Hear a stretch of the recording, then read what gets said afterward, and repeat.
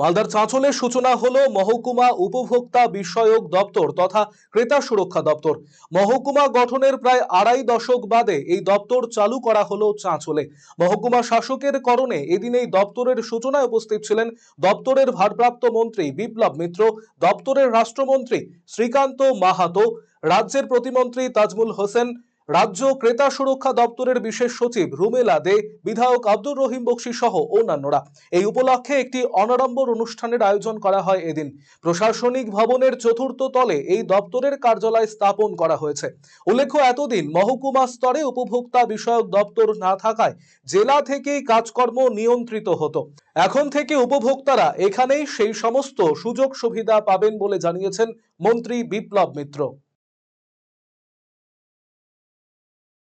আমি শুধু বলতে পারি যে ক্রেতা সুরক্ষা দপ্তরের এই উদ্বোধনের মধ্য দিয়ে এখানটায় চাঁচলের আরও ডেভেলপমেন্ট আগামী দিনে হওয়ার সুযোগের দরজাটা কিন্তু খুলে গেল।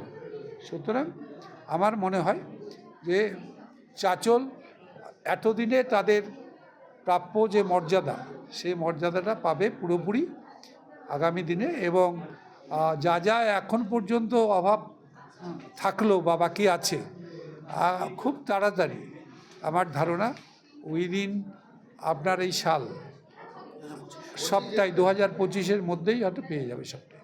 কিন্তু আমরা মানুষকে যখন যেটা ঠকানোর ব্যাপারটা আসবে, ন্যায্য দাম এর পরিবর্তে আপনার কাছ থেকে বেশি দাম তোলার চেষ্টা হবে, তখন যদি মানুষ কোনো কমপ্লেন নিয়ে আসে আমাদের কাছে, আমরা অবশ্যই এগুলো আমরা প্রতিকার করার ব্যবস্থা করব।